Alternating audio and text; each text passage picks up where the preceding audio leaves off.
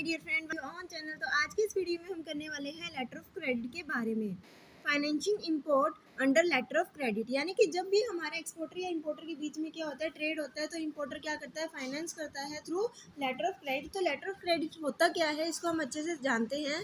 Letter of credit can be defined as a commitment of bank to pay the seller of goods and services a certain amount provided he presents stimulated documents evidencing the shipment of goods or the performance of services within a prescribed period of time। यानी कि letter of credit जो होता है एक तरीके की commitment होती है बैंक की।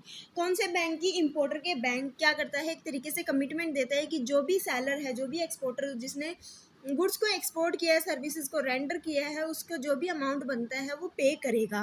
कब पे करेगा? जब हमारा एक्सपोर्टर जो है वो क्या करेगा, प्रॉपर एविडेंस देगा, प्रॉपर डॉक्यूमेंट्स देगा कि उसने गुड्स को शिप किया है और अपनी सर्विसेज को परफॉर्म किया है with in a prescribe period of time. यानी कि जो भी टाइम दिया गया था उस टाइम के अंदर अंदर एक्सपोर्टर ने गुड्स को शिप कर दिया, ठीक है।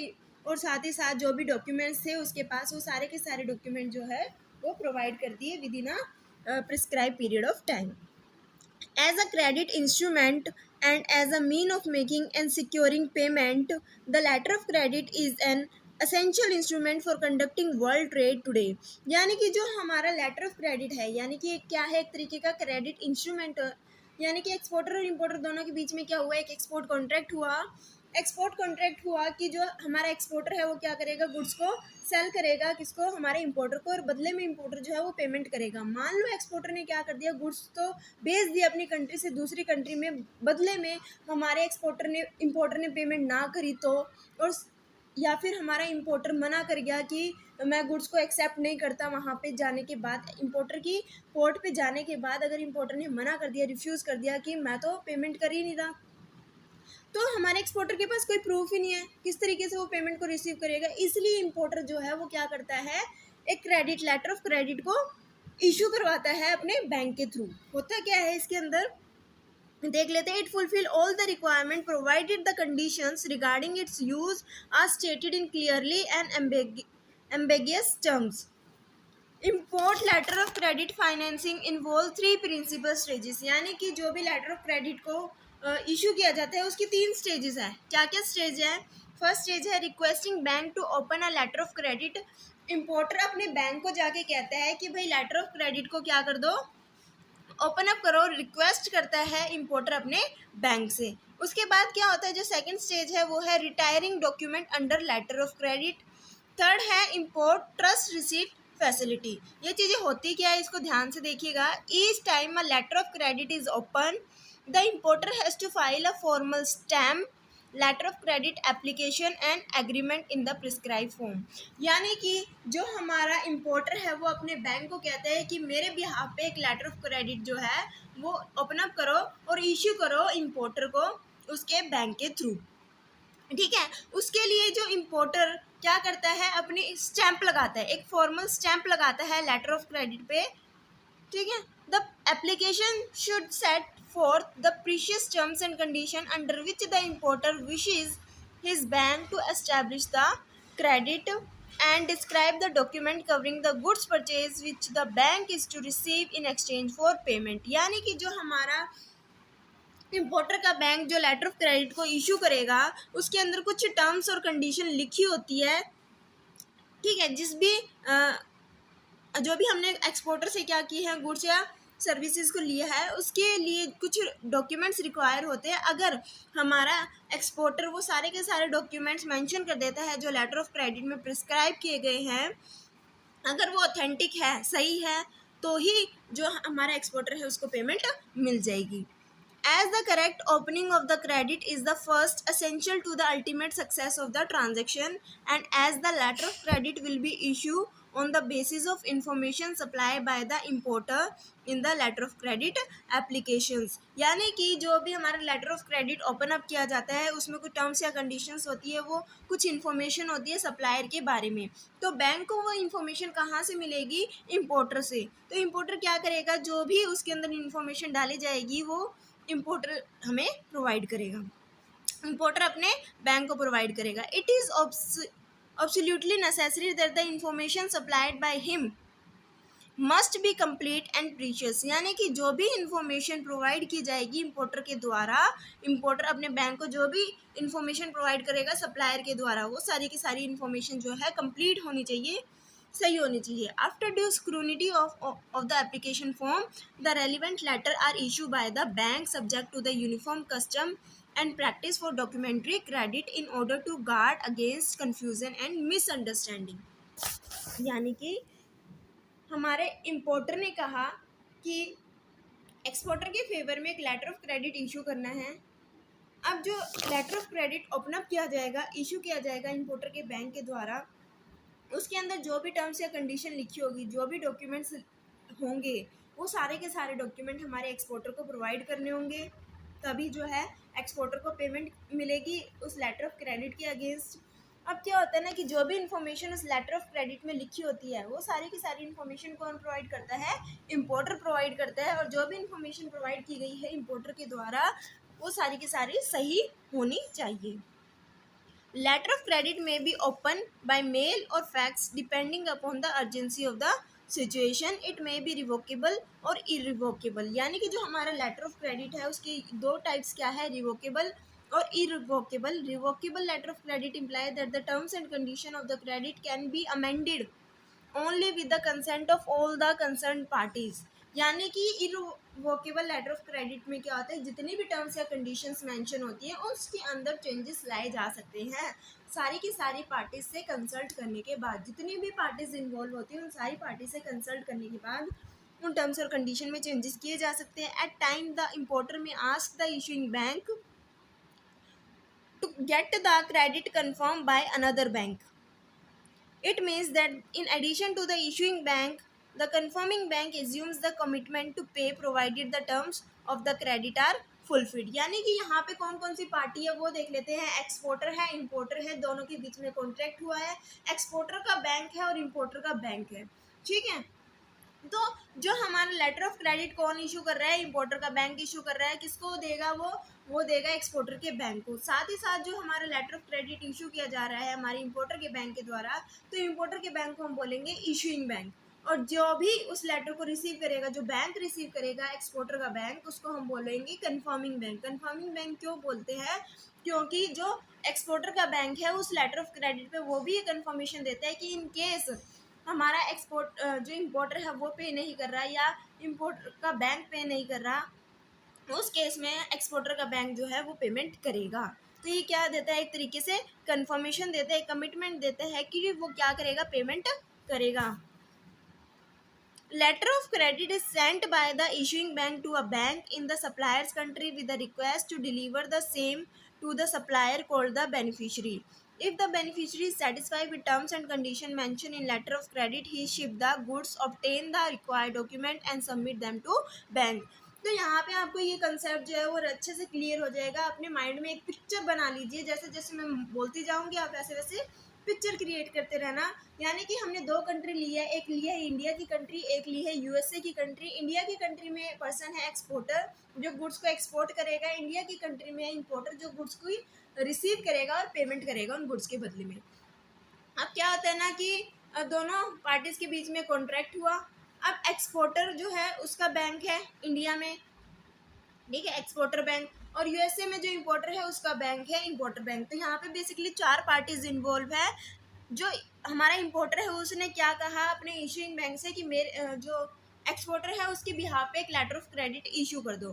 बैंक ने इशू किया किसको? कन्फर्मिंग बैंक के. जिसके कन्फर्मिंग बैंक कौन होता है? जिसको हम एक्सपोर्टर बैंक भी बोलते हैं, कन्फर्मिंग बैंक भी बोलते हैं. कन्फर्मिंग बैंक इसलिए बोलते हैं क्योंकि वो अपनी कन्फर्मेशन डालता है कि मैं जो है वो पेमेंट कर दूंगा एक्सपोर्टर को. ठीक है. और जो हमें लेटर ऑफ क्रेडिट मिल चुका होता है हमारे कन्फर्मिंग बैंक को, वो किसको दे देता है? हमारे शिपर को दे देता है, हमारे बेनिफिशियरी को दे देता है. यानी कि एक्सपोर्टर इस केस में क्या हुआ? बेनिफिशियरी हो गया. If the beneficiary is satisfied with the terms and condition mention in the letter of credit, he ship the good. यानी कि जो भी टर्म्स या कंडीशन लिखी जाती है उस लेटर ऑफ क्रेडिट में, अगर वो सारी की सारी कंडीशन सही होती है, सेटिस्फाई है उन कंडीशन से हमारा एक्सपोर्टर, तो गुड्स को शिप कर देगा. यानी कि गुड्स को इस कंडीशन में शिप जब तक नहीं किया जाएगा जब तक लेटर ऑफ क्रेडिट इशू ना कर दिया जाए हमारे इंपोर्टर के बैंक के द्वारा. obtain the required document and submit them to bank, usually his own, unless a name has been specified in the credit. यानी कि यहाँ पे क्या हुआ कि हमारा जो बेनिफिशियरी है, जो एक्सपोर्टर है, उसको लेटर ऑफ क्रेडिट तो मिल गया। अब उसने क्या किया, उस लेटर ऑफ क्रेडिट के मिलने के बाद जो भी गुड्स था वो शिप कर दिया कंट्री में, इंपोर्टिंग कंट्री के लिए। अब क्या होता है ना कि वो सारे के सारे डॉक्यूमेंट्स को कलेक्ट करेगा, उन सारे डॉक्यूमेंट्स को कलेक्ट करके अपने बैंक को दे देगा। ठीक है, बैंक को दे दिया, किसको दे दिया, कन्फर्मिंग बैंक को दे दिया। Bank scrutinize the document and if he find them in conformity with the letter of credit and the reimbursement instructions he pays the supplier। यानी कि जो भी हमारा बैंक है, जो भी हमारा बैंक है, यानी कि आप ध्यान से देखो कि कन्फर्मिंग बैंक को ही क्यों दिया है सारे के सारे डॉक्यूमेंट, हमारे जो इशूइंग बैंक है उसको डॉक्यूमेंट्स क्यों नहीं दिए, क्योंकि जो एक्सपोर्टर है वो इंडिया का है। ठीक है, वो डॉक्यूमेंट्स लेके वो यूएस से तो जाएगा नहीं। ठीक है, ये तो है नहीं कि यूएस से जाके उन डॉक्यूमेंट्स को दे के आएगा, पेमेंट बाद में इंपोर्टर पहुंचा देगा, इंपोर्टर का बैंक पहुंचा देगा। तो जो हमारा एक्सपोर्टर है वो सारे के सारे डॉक्यूमेंट कन्फर्मिंग बैंक को देगा, अपने बैंक को देगा। ठीक है, कन्फर्मिंग बैंक उन सारे के सारे डॉक्यूमेंट्स को चेक करेगा कि वो रेलिवेंट है कि नहीं है, जो भी टर्म्स लेटर ऑफ क्रेडिट में लिखी गई थी, जो भी डॉक्यूमेंट्स लिखे गए थे वो सारे मैच कर रहे हैं या नहीं कर रहे। अगर सारे मैच कर रहे हैं, सारी चीज़ सही है, तो उस लेटर ऑफ क्रेडिट के अकॉर्डिंग जो हमारा सप्लायर है उसको पेमेंट दे दी जाएगी।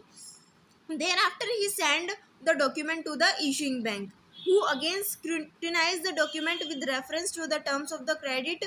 If he is satisfied, he pays the negotiating bank। यानी कि यहाँ पे क्या हुआ कि हमारा जो कंफर्मिंग बैंक था उसने कंफर्मेशन डाली थी कि मैं पे कर दूंगा एक्सपोर्टर को। ठीक है, अब क्या होता है ना कि एक्सपोर्टर का जो बैंक है उसने डॉक्यूमेंट दे दिए बैंक को, कंफर्मिंग बैंक को, अपने बैंक को डॉक्यूमेंट दे दिए। उस बैंक ने सारे के सारे डॉक्यूमेंट्स को चेक किए कि लेटर ऑफ क्रेडिट में जो भी डॉक्यूमेंट्स की रिक्वायरमेंट थी वो सारे के सारे डॉक्यूमेंट उसी तरीके से है कि नहीं है। सारी चेक करने के बाद, कंफर्मेशन होने के बाद एक्सपोर्टर के बैंक ने एक्सपोर्टर को पेमेंट कर दी। अब एक्सपोर्टर का बैंक या कंफर्मिंग बैंक इशूइंग बैंक के पास जाता है, उस बैंक के पास जिसने लेटर ऑफ क्रेडिट को इशू किया था। अब उसके पास जाके वो सारे के सारे डॉक्यूमेंट्स दे देता है। अब जो इशूइंग बैंक है वो क्या करता है, सारे के सारे डॉक्यूमेंट्स को चेक करता है लेटर ऑफ क्रेडिट के अकॉर्डिंग। अब सारे के सारे डॉक्यूमेंट्स को चेक करने के बाद अगर हमारा जो इशूइंग बैंक है वो सेटिस्फाई हो रहा है, इशूइंग बैंक कौन है यहाँ पे, इंपोर्टर्स बैंक है, इंपोर्टर का बैंक अगर वो सेटिस्फाई है ना सारे के सारे डॉक्यूमेंट से, तो वो जो है कंफर्मिंग बैंक को पेमेंट कर देगा। अब क्या होता है, after paying the negotiating bank, the issuing bank release document of title to the importers on his executing a stamp letter of trust। ठीक है, after paying the negotiating bank को पे करने के बाद, कौन पे कर रहा है, इशूइंग बैंक ने नेगोशिएटिंग बैंक को पेमेंट कर दी। Release document of title to the importer. अब ये डॉक्यूमेंट्स जो है, जितने भी डॉक्यूमेंट्स है वो किसको देगा, हमारे इम्पोर्टर को ही देगा। अब क्या होता है ना, इसको हम ध्यान से पढ़ते हैं। Document of title to the importer on his executing a stamp letter of trust. Letter of trust क्या होता है, trust receipt. It means that the importer undertake to deposit with the bank the sale proceed immediately on realizing, but in no case later than period stipulated in the trust letter। Means the import trust receipt facility is given by the bank to first class customer only। यानी कि इसमें क्या होता है कि जो भी हमारा इशूइंग बैंक है उसने पेमेंट तो कर दी, अब डॉक्यूमेंट हमारे इशूइंग बैंक के पास है। इशूइंग बैंक इंपोर्टर को डॉक्यूमेंट तब देगा जब जो हमारा इंपोर्टर है वो इशूइंग बैंक को पेमेंट कर देगा, इशूइंग बैंक को पेमेंट कर देगा, तभी हमारा इशूइंग बैंक जो है वो पेमेंट देगा। अब ट्रस्ट रिसीट क्या होती है, ट्रस्ट रिसीट की स्टैम्प थी। It means that the importer undertake to deposit with the bank the sale proceed immediately on realizations, but in no case later than period stipulated in the trust letter। अब ये आता है कि जो हमारा importer है वो पेमेंट कर देगा इशूइंग बैंक को और बदले में डॉक्यूमेंट ले लेगा। अब क्या आता है, banker also grant import loan to their approved customer and undertake the clearance of goods on their behalf। In such a cases, the bill received under letter of credit are retired to debit on loan account of the customer by the bank and the related documents forwarded to an approved clearing agent for clearance of goods. After the goods are cleared, dispatch and railway receipt sent to the bank. The related goods or the railway receipts are delivered to the importer after receiving the due amount. Where arrangements exist, the goods may be stored in the bank godown under bank's log and released against proportion payment as and when desired by the importer. यानी कि हमने अभी तक ये देखा कि letter of credit होता क्या है। उसके बाद हमने एक नई चीज़ और सीखी कि बैंकर क्या करता है, इंपोर्ट लोन प्रोवाइड करता है अपने अप्रूव कस्टमर को। किस तरीके का लोन प्रोवाइड करता है कस्टमर्स को कि वो गुड्स को क्या कर सकते हैं, अपनी कंट्री के अंदर इंपोर्ट करा सकते हैं लोन पे। बैंक उनको लोन देने के लिए तैयार है। किस तरीके से, and undertake the clearance of the goods on their behalf, यानी कि बैंक जो है वो लोन पे लोन देगा हमारे इंपोर्टर को, यानी कि हमारे एक्सपोर्टर को पेमेंट तो कर देगा, ठीक है, उसके बदले में डॉक्यूमेंट्स भी ले लेगा एक्सपोर्टर से। अब इंपोर्टर की कंट्री में वो डॉक्यूमेंट्स भी आ गए और एक्सपोर्टर को पेमेंट भी कर दी। एक तरीके से इंपोर्टर के बैंक ने इंपोर्टर को लोन प्रोवाइड किया, क्योंकि वो कस्टमर कैसा था, अप्रूव कस्टमर था। और साथ ही साथ ये जो बैंकर होते हैं ना, वो अपने अप्रूव कस्टमर के बिहाफ पे क्या कराते हैं, उन गुड्स की क्लियरेंस कराते हैं। क्योंकि जो भी गुड्स इंपोर्टर की कंट्री में आते हैं ना, वो कहाँ पे आते हैं, पोर्ट्स पे आते हैं या कस्टम अथॉरिटी के पास जाते हैं। कस्टम अथॉरिटी को सारे के सारे डॉक्यूमेंट्स मिलने के बाद ही कस्टम अथॉरिटी वो गुड जो है वो इंपोर्टर या उसके एजेंट को प्रोवाइड करती है। अब क्या होता है ना कि ये जो क्लियरेंस का काम होता है, क्योंकि जो भी गुड्स है वो क्लियर करवाने पड़ते हैं, तो बैंक क्या करता है, क्लियरेंस का काम भी ले लेता है इंपोर्टर के बिहाफ पे, जो है वो क्लियरेंस करा लेता है गुड्स की। इस केस में क्या होता है कि the bill receive under the letter of credit are retired to debit of loan account of the customer by the bank. जो भी कस्टमर का अकाउंट होता है ना, वो बैंक क्या करता है, कस्टमर के अकाउंट को डेबिट कर देता है। And relatively document forwarded to an approved clearing agent for clearance of goods, यानी कि जो भी हमारा क्लियरिंग एजेंट होगा ना, किसका, बैंक का, जो भी क्लियरिंग और फॉरवर्डिंग एजेंट होगा वो क्या करेगा, गुड्स की क्लियरेंस करा लेगा, गुड्स की क्लियरेंस करा लेगा। After the goods are clear, goods को क्लियर करवाने के बाद, ठीक है, डिस्पैच किया जाएगा किसके थ्रू, रेलवे के थ्रू या रोड ट्रांसपोर्ट के थ्रू। तो क्या मिलती है, एक रिसिप्ट मिलती है, ठीक है। वो रिसिप्ट जो है वो किसको भेज दी जाएगी, बैंक को भेज दी जाएगी कि मैंने रेलवे के यूज़ करके गुड्स को जो है डिस्पैच कर दिया, यहाँ से पोर्ट से क्लियरेंस मिल चुकी है। The relative goods and rail receipts are deliver to the importer after receiving the due amount, यानी कि अगर हमें इम्पोर्टर से सारा का सारा पैसा मिल जाता है तो उसके बाद जो है इम्पोर्टर को वो रिसिप्ट दे दी जाती है, रेलवे रिसिप्ट। अगर तो हमारा इम्पोर्टर पेमेंट नहीं करता तो जो गुड्स है ना वो बैंक अपने गोदाम में अपने लॉकर में रख लेता है जब तक हमारा इम्पोर्टर पेमेंट ना करे। आई होप कि आपको ये समझ आ गया होगा, कोई डाउट या फिर कोई प्रॉब्लम इस टॉपिक में नहीं होगी। लेटर ऑफ क्रेडिट मैंने बहुत ही अच्छे से समझाने की कोशिश की है कि लेटर ऑफ क्रेडिट एक्चुअली में होता क्या है और ये किस तरीके से काम करता है। एक बार एक एग्जांपल और ले लेते हैं ताकि इसको और अच्छे से समझा जाए। एक्सपोर्टर का बैंक और इम्पोर्टर का बैंक, इन चारों के बीच में डीलिंग होगी। ये चार पार्टीज है जो इन्वॉल्व होती है लेटर ऑफ क्रेडिट में। एक्सपोर्टर इंपोर्टर के बीच में क्या हुआ है, कॉन्ट्रैक्ट हुआ है, दैट इज एक्सपोर्ट कॉन्ट्रैक्ट। उसके बाद आता है हमारा कि जो भी हमारा इंपोर्टर होता है ना वो क्या करता है, सारी की सारी जो इन्फॉर्मेशन है वो किसको देता है, अपने बैंक को देता है। इंपोर्टर बैंक या इशूइंग बैंक भी इसको हम बोल सकते हैं। इशूइंग बैंक क्यों बोला है इस केस में, इसलिए बोला है क्योंकि जो इंपोर्टर है वो क्या करता है, इंस्ट्रक्शन देता है अपने बैंक को कि मेरे बिहाफ पे तुम एक लेटर ऑफ क्रेडिट जो है वो इशू कर दो एक्सपोर्टर की कंट्री में एक्सपोर्टर को। अब जो भी टर्म्स या लेटर ऑफ क्रेडिट जो बनाया जाता है वो सारी की सारी इन्फॉर्मेशन प्रोवाइड की जाती है उसके अंदर। सप्लायर के बारे में वो इन्फॉर्मेशन कौन प्रोवाइड करता है, इंपोर्टर प्रोवाइड करता है। हमारा लेटर ऑफ क्रेडिट जो होता है उसके अंदर सारी की सारी इन्फॉर्मेशन मेंशन होती है, यानी कि किस क्वालिटी के गुड्स होनी चाहिए, कौन कौन से डॉक्यूमेंट्स हैं जो कि रिक्वायर्ड होंगे, तब जाके जो है एक्सपोर्टर को पेमेंट मिलेगी। वो सारी की सारी टर्म्स कंडीशंस और डॉक्यूमेंट जो है वो मेंशन होते हैं हमारे लेटर ऑफ क्रेडिट में। अब जो इशूइंग बैंक है वो क्या करता है, लेटर ऑफ क्रेडिट को इशू करता है एक्सपोर्टर के बैंक को। एक्सपोर्टर के बैंक को हम यहाँ पे कंफर्मिंग बैंक भी बोलते हैं। कंफर्मिंग बैंक क्यों बोलते हैं? क्योंकि जो हमारा कंफर्मिंग बैंक है वो क्या करता है, पेमेंट करता है एक्सपोर्टर को, कंफर्मेशन देता है कि हाँ मैं जो है एक्सपोर्टर को पेमेंट कर दूंगा सारे के सारे डॉक्यूमेंट्स को चेक करने के बाद। जो भी डॉक्यूमेंट्स इसमें लिखे हुए हैं लेटर ऑफ क्रेडिट में, जो भी रिक्वायरमेंट है वो सारी चीज़ें लेने के बाद जो मैं है एक्सपोर्टर को पेमेंट कर दूंगा। अब क्या किया कि जो कंफर्मिंग बैंक था उसको लेटर ऑफ क्रेडिट मिल गया, अब वो लेटर ऑफ क्रेडिट जाके एक्सपोर्टर को देता है। एक्सपोर्टर के पास वो लेटर ऑफ क्रेडिट आया, उसके अंदर जो भी टर्म्स या कंडीशन थी, अगर एक्सपोर्टर उन टर्म्स और कंडीशन से सेटिस्फाई है तो अब जो है एक्सपोर्टर गुड्स को शिप कर सकता है इम्पोर्टर के पास। अब क्या होता है ना कि गुड्स को शिप कर दिया एक्सपोर्टर ने, इम्पोर्टर तक शिपिंग कर दी, ठीक है। अब क्या होता है कि सारे के सारे डॉक्यूमेंट जो है एक्सपोर्टर ने कलेक्ट किए जो भी रिक्वायर्ड थे लेटर ऑफ क्रेडिट के अकॉर्डिंग, क्योंकि जो भी डॉक्यूमेंट मेंशन है वो सारे रेलिवेंट होने चाहिए, सारे सही होने चाहिए। तो जितने भी डॉक्यूमेंट्स थे उसने कलेक्ट किए, चाहे वो इंस्पेक्शन सर्टिफिकेट था, चाहे वो क्वालिटी कंट्रोल था, चाहे पैकिंग डॉक्यूमेंट्स था, जो भी डॉक्यूमेंट्स थे, चाहे बिल ऑफ लैडिंग था, जितने भी डॉक्यूमेंट्स थे वो सारे के सारे कलेक्ट किए, transportation document, shipping document, bills of lading, सारे के सारे कलेक्ट करके उसने अपने बैंक को दे दिए, कंफर्मिंग बैंक को दे दिए या एक्सपोर्टर ने अपने बैंक को दे दिए।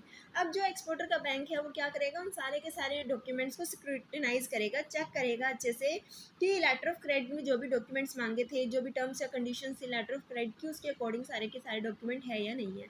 हमारा जो बैंक है कंफर्मिंग बैंक, अगर वो सेटिस्फाई हो जाता है तो सेटिस्फाई होने के बाद वो पेमेंट कर देगा एक्सपोर्टर को।